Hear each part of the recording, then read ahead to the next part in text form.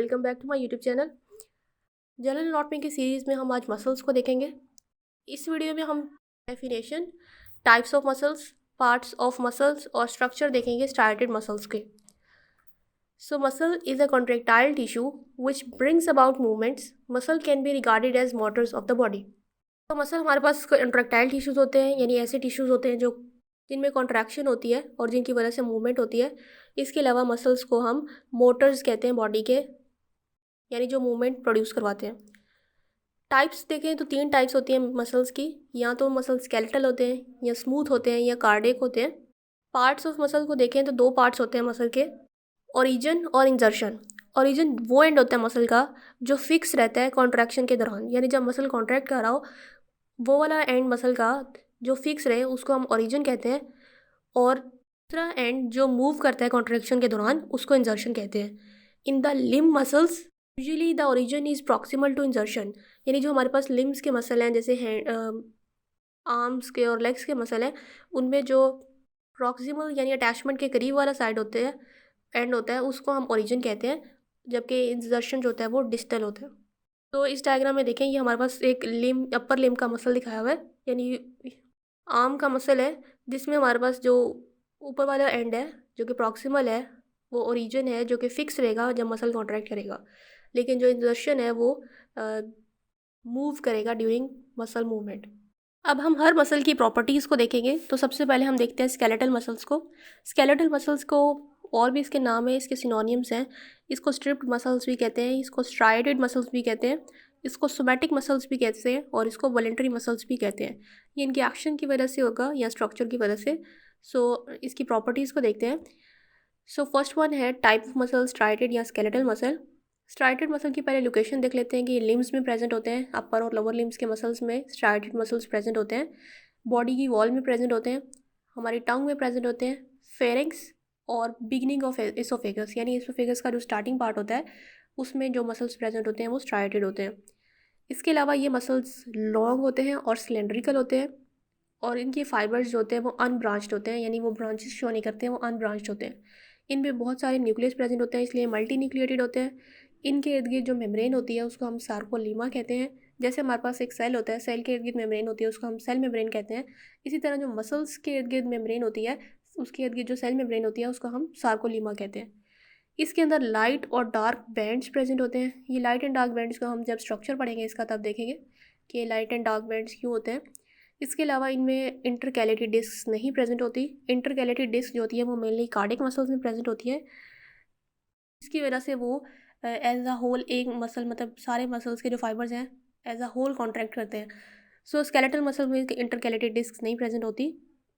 Nerve supply from cranial nervous system, इसको जो nerve supply मिलती है वो क्रेनियल नर्वस सिस्टम से मिलती है। हम नर्वस सिस्टम वाला जब टॉपिक पढ़ेंगे तो हम देखेंगे क्रेनियल नर्वस सिस्टम क्या होता है। इन मसल्स को जो ब्लड सप्लाई मिलती है वो अबेंडेंट होती है, और इनकी कॉन्ट्रैक्शन बहुत ज़्यादा रैपिड होती है। दे सून गेट फटीग, ये बहुत जल्दी जो है फटीग हो जाते हैं। और ये मसल्स जो होते हैं वॉलेंट्री होते हैं, यानी हमारे कंट्रोल में होते हैं। सो इसमें हम देखेंगे कि इसकी लोकेशन कहाँ पे है, इनकी शेप कैसी होती है। ये सिलेंड्रिकल शेप होते हैं इनकी, और इसके अलावा न्यूक्लियस कितना होता है, इनमें मल्टी न्यूक्लियड होते हैं या सिंगल होते हैं। इसके अलावा हमने देखनी है इंटरकैलेटेड डिस्क होती है, यानी नर्व सप्लाई देखनी है, ब्लड सप्लाई, कॉन्ट्रैक्शन देखनी है, और इसके अलावा देखना है कि हमारे मसल्स कंट्रोल में है या नहीं, तो ये वॉलेंट्री होते हैं। सो इस तरह पॉइंट्स आप लोग जहन में रख के इसको याद कर सकते हैं। ये हमारे पास डायग्राम दिखाई हुई है स्केलेटल मसल की, जिसमें हमारे पास बोन है, उसके बाद टेंडन है, और उसके बाद मसल स्टार्ट हुआ है। मसल्स में अगर हम देखें, एक स्केलेटल मसल दिखाया हुआ है जिसमें हमारे पास जो है मसल फाइबर जो है वो सिलेंड्रिकल शेप है। इसके अलावा ब्लड वेसल्स भी अबंडेंट है, और ये मल्टी न्यूक्लिएटेड होते हैं। सो इस डायग्राम में भी लिम्स के मसल क्या हैं, ये भी स्केलेटल मसल्स हैं। ये जो फटीग भी जल्दी हो जाते हैं as compare to other muscles. फिर नॉन स्ट्राइएटेड या स्मूथ मसल्स, तो नॉन स्ट्राइएटेड इसलिए कहते हैं क्योंकि इनमें स्ट्राइएशंस प्रेजेंट नहीं होते, यानी लाइट एंड डार्क बैंड्स जो है वो प्रेजेंट नहीं होते, जबकि स्केलेटल मसल में प्रेजेंट होते हैं, जिसको मैंने कहा था कि हम बाद में डिटेल से देखेंगे। सो स्मूथ मसल्स में कोई light and dark bands present नहीं होते, इस वजह से इनको हम नॉन स्ट्राइएटेड मसल्स भी कहते हैं। अब इनकी लोकेशन देखें तो ये इसोफेगस के डिस्टल पार्ट में प्रेजेंट होते हैं। हमारे पास जो यूरोजिनाइटल ट्रैक्ट होते हैं उधर प्रेजेंट होते हैं, जैसे हमारे पास पीनस हो गया मेल में। ऐसे सारे ऑर्गन्स जो कि हमारे पास प्रोडक्शन और रिलीज ऑफ यूरिन में इन्वॉल्व होते हैं इन मेल एंड फीमेल, उनको हम कहते हैं यूरोजिनाइटल ट्रैक। सो हमारे इस तरह हमारे पास यूरेटर्स हैं, ब्लैडर्स हैं, यूरेथ्रा हैं, तो वहाँ पे जो है वो नॉन स्ट्राइटेड या स्मूथ मसल्स प्रेजेंट होते हैं। इसके अलावा जो ब्लड वेसल्स हैं हमारी, आर्टरीज, वेन्स, सो उसमें भी जो है हमारे पास स्मूथ मसल्स प्रेजेंट होते हैं। इसके अलावा आई का मसल है, आयरस मसल, वो भी स्मूथ मसल है। इरेक्टर पिलाई मसल ऑफ हेयर, हमारे पास मसल के हेयर में भी एक इरेक्टर पिलाई मसल होता है जिसकी कंट्रैक्शन होती है तो हमारे पास जो है वो हेयर्स सीधे हो जाते हैं, जैसे गूस पंप होता है। सो ये हमारे पास हेयर का मसल है, इरेक्टर पिलाई मसल। सो यहाँ पे भी जो है वो नॉन स्ट्राइटेड मसल्स या स्मूथ मसल्स प्रेजेंट होते हैं।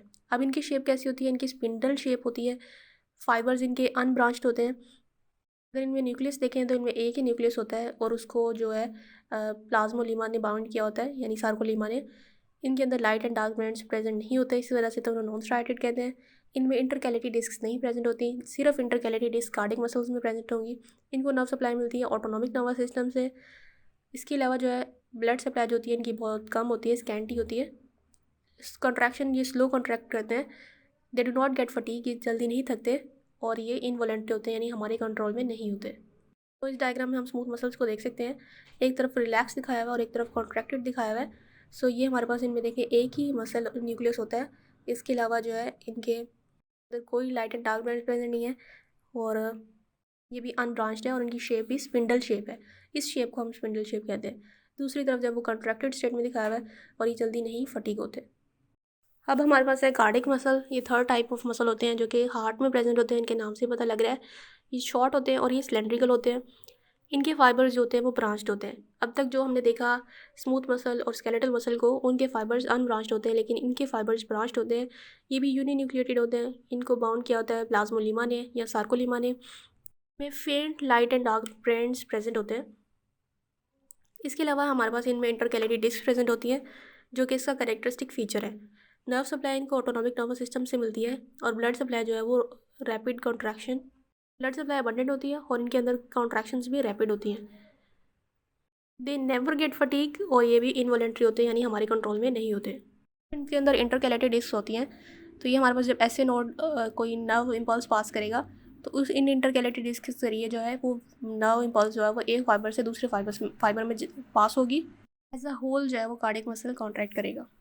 हमारे पास कार्डिक मसल दिखाया हुआ है जो कि इसके फाइबर्स ब्रांच भी हैं, सिलेंड्रिकल भी हैं, और इनमें जो है यूनिन्यूक्लियस में फेंट light and dark bands present है, और ये जो है एक फाइबर जो है दूसरी फाइबर से जुड़ा हुआ है through intercalated disc. Parts of muscles, तो एक होता है हमारे पास फ्लैशी पार्ट जो कॉन्ट्रैक्टाइल होता है यानी जो कॉन्ट्रैक्शन शो करता है, उसको हम बेली कहते हैं। दूसरा होता है फाइब्रस पार्ट जो कि नॉन कॉन्ट्रैक्टाइल पार्ट होता है, इनइलास्टिक होता है। जब वो पार्ट जो है कॉर्ड लाइक या रोप लाइक होगा तो फिर हम उसको कहेंगे टेंडन। सो इस डायग्राम में देखें तो हमारे पास जो अंदर मोटे वाला पार्ट दिखाया हुआ है वो बेली होती है जो कि कॉन्ट्रैक्टाइल पार्ट होता है। जो साइड पे दिखाए हुए पार्ट्स दो जो एंड्स पे हैं उनको टेंडन कहा हुआ है क्योंकि वो कॉर्ड लाइक या रोप लाइक है, और ये नॉन कॉन्ट्रैक्टाइल पार्ट होते हैं, यानी ये असल में ये कॉन्ट्रैक्ट नहीं करते, जस्ट ये अटैचमेंट प्रोवाइड करते हैं। सबसे पहले देखा था स्ट्राइडेड मसल या स्केलेटल मसल, तो उनके स्ट्रक्चर को अब हम डिटेल से देखते हैं। सो उनकी पहली प्रॉपर्टी है कि वो कॉन्ट्रैक्टाइल टिश्यू होते हैं। Each muscle is compose of numerous muscle fibre. हमारे पास एक मसल होता है ना, जैसे स्केलेटल मसल है, वो बना होता है बहुत सारे मसल फाइबर से। हम पढ़ते हैं कि एक ऑर्गन होता है वो सेल से बना होता है। अब जो मसल्स हैं वो मसल फाइबर से बने होते हैं। Each muscle fibre is a multi nucleated, इनमें बहुत सारे न्यूक्लियस प्रेजेंट होते हैं। क्रॉस स्ट्राइटेड सिलेंड्रिकल सेल, इनका जो मतलब हमारे पास मसल फाइबर का डायमीटर है वो है 1 से लेके 300 मिलीमीटर लॉन्ग होते हैं। ये इसकी लेंथ बताई हुई है कि हमारे पास मसल फाइबर 1 से 300 मिलीमीटर लॉन्ग होते हैं। अब it is made up of सार्कोलीमा, यानी इनके इनकी सार्कोलीमा होती है यानी सेल मेम्ब्रेन होती है, और इनके अंदर जो साइटोप्लाज्म होता है जिसको हम सार्कोप्लाज्म कहते हैं। जब भी हम मसल्स की बात करते हैं फिर हम मेम्ब्रेन के लिए वर्ड इस्तेमाल करते हैं सार्कोलीमा, साइटोप्लाज्म के लिए वर्ड इस्तेमाल करते हैं सार्कोप्लाज्म। इस तरह साइटोप्लाज्म में जो है वो न्यूक्लियाई वगैरह और ऑर्गेनेल्स वगैरह प्रेजेंट होती हैं। इसी तरह जो सार्कोप्लाज्म होता है उनके अंदर क्या होते हैं, 100 ऑफ न्यूक्लियाई होते हैं अरेंज्ड एट द पेरिफ्री, जो कि सिर्फ पेरिफ्री पे अरेंज होते हैं, सेंटर में अरेंज नहीं होते। सार्कोलीमा के नीचे पेरिफ्री होती है, सार्कोलीमा के नीचे वाला पार्ट होता है, वहाँ पे हमारे पास बहुत सारे न्यूक्लियाई पड़े होते हैं। और इसके अलावा number of evenly distributed longitudinal threads होते हैं जिनको हम कहते हैं मायोफिब्रिल्स। सो मसल फाइबर्स के अंदर फर्दर जो है मायोफिब्रिल्स प्रेजेंट होते हैं। अब जो मायोफिब्रिल्स होते हैं उनके अंदर light and dark bands present होते हैं जिनको अभी देखेंगे। सो इस डायग्राम में अगर हम देखें तो हमारे पास सबसे पहले बोन दिखाई हुई है। बोन जो है वो उसके साथ टेंडन अटैच हुआ हुआ है जो कि नॉन कॉन्ट्रैक्टाइल पार्ट होता है। फिर हमारे पास ये मसल दिखाया हुआ है, ठीक है। ये जो मसल है ये स्केलेटल मसल है। अब इसके अंदर देखें तो बहुत सारे अंदर नज़र आ रहे हैं बंडल्स टाइप। तो ये जो अंदर दिखाए हुए हैं बंडल्स, इनके इर्द गिर्द हमारे पास ब्लड सप्लाई भी ब्लड वेसल्स दिखाएंगे। सो ये हमारे पास मसल फाइबर्स है। अब एक मसल फाइबर को उन्होंने जो है वो लॉन्ग करके दिखाया हुआ है, जिसको उन्होंने फेसिकुलाई कहा हुआ है। सो बहुत सारे मसल फाइबर्स को फेसिकुलाई जब कलेक्टिवली कहते हैं। ये अगर अंदर मसल के अंदर जो मसल फाइबर्स हैं उनकी भी लेंथ कितनी लंबी है, 1 से 300 मिलीमीटर लॉन्ग होते हैं। मसल फाइबर्स के अंदर मजीद जो देखें तो वो एंड में दिखाए हुए मायोफिब्रिल होते हैं, और इनमें जो है एक्टिन और मायोसिन फिलामेंट्स होते हैं। और इनकी मेम्ब्रेन को क्या कहते हैं, सार्कोलीमा कहते हैं। ये एज अ होल दिखाया हुआ है। अभी हम देखेंगे एपिमाइजियम, पेरीमाइजियम, ये चीज़ें क्या होती हैं, फेसिकुलाई क्या होते हैं। हमें देखना है कि मसल है, मसल के अंदर जो है वो मसल बंडल्स हैं, मसल बंडल्स के अंदर जो है हमारे पास मसल फाइबर्स है, मसल फाइबर्स के अंदर जो है वो मायोफिब्रिल्स होते हैं। Each myofibril show alternate dark and light bands. अब हमारे पास क्या होता है, मायोफिब्रिल्स के अंदर लाइट एंड डार्क बैंड्स होते हैं, जिसकी वजह से इन्हें स्ट्राइडेड मसल्स कहते हैं। अब जो डार्क बैंड्स होते हैं उनको हम ए बैंड कहते हैं, क्योंकि वो एन आइसोट्रॉपिक होते हैं। और जो आई बैंड होते हैं, I stand for isotropic band, जो लाइट बैंड्स होते हैं उनको हम आई बैंड्स कहते हैं। The bands of adjacent fibrils are aligned transversely so that the muscle fibers appears cross-striated। अभी जो हमारे पास बैंड्स प्रेजेंट होते हैं, आई बैंड और ए बैंड, ये दोनों ट्रांसवर्सली प्रेजेंट होते हैं। अभी हम डायग्राम में देखेंगे। अब हमारे पास जो डार्क बैंड होता है, जिसको हमने ए बैंड कहा हुआ है, उसके दरमियान में एक थोड़ा लाइट रीजन होता है। अब उस लाइट रीजन को हमने अलग से नाम दिया, उसको नाम दिया है एच बैंड का। और उस एच बैंड के अंदर एक लाइन होती है जिसको हम कहते हैं एम लाइन, फिर एम बैंड। सब था ए बैंड के बारे में। अब हमारे पास जो आई बैंड है उसके दरमियान में भी एक लाइन होती है, जिगजैग लाइन, जिसको जी लाइन कहते हैं, और krause's membrane. The segment of myofibril between two disc Z disc is called sarcomere. अब दो जेड डिस्क होंगी, उनके दरमियान में जो रीजन होगा, सेगमेंट होगा मायोफिब्रिल का, उसको हम सार्कोमियर कहेंगे। तो इस डायग्राम में देखें तो हमारे पास ट्रांसवर्स लाइन दिखाई हुई है बहुत ज़्यादा। अब ये जो ब्लू कलर से लाइंस दिखाई हुई हैं, जहाँ जहाँ तक ये फैली हुई हैं, वो सारा जो है हमारे पास आई बैंड है या फिर थिन फिलामेंट्स हैं। ठीक है, आई बैंड या थिन फिलामेंट बैंड कह सकते हैं। अब जो रेड कलर वाली जो सारी ट्रांसवर्स लाइंस हैं, जहाँ तक तब फैली हुई है, वो जहाँ तक एक्सटेंड कर रही हैं, वो सारा ए बैंड है। सो इसको हम थिक फिलामेंट भी कहते हैं।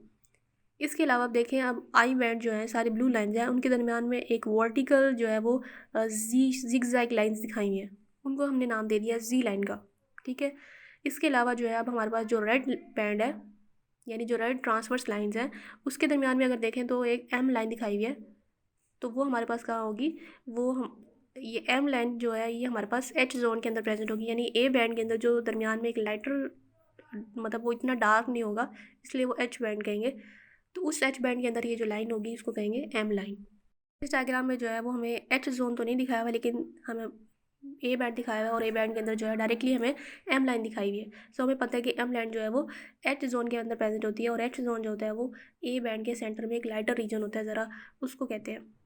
अब एक जी लाइन से लेके दूसरी जी लाइन तक जो एरिया होगा, यानी फिलामेंट का मायोफिब्रिल का जो पार्ट होगा, उसको हम कहेंगे sarcomere. This is very important. अगर आपको समझ नहीं आई तो आप इसको दोबारा प्ले करके सुनें। नेक्स्ट है हमारे पास supporting tissues. It help in organisation of the muscles. सिर्फ ये ऑर्गेनाइज करते हैं मसल्स को, जैसे कि कहते हैं एंडोमाइजियम, जो कि सराउंड करते हैं हर मसल फाइबर को सेपरेटली। मतलब एक मसल फाइबर जो है वो सेपरेट होता है दूसरे से थ्रू एंडोमाइजियम। अब पेरीमाइजियम जो होते हैं उन्होंने बंडल्स को सराउंड किया होता है, यानी फेसिकुलाई को और मायोनिमीज को, of muscle fibres of various sizes.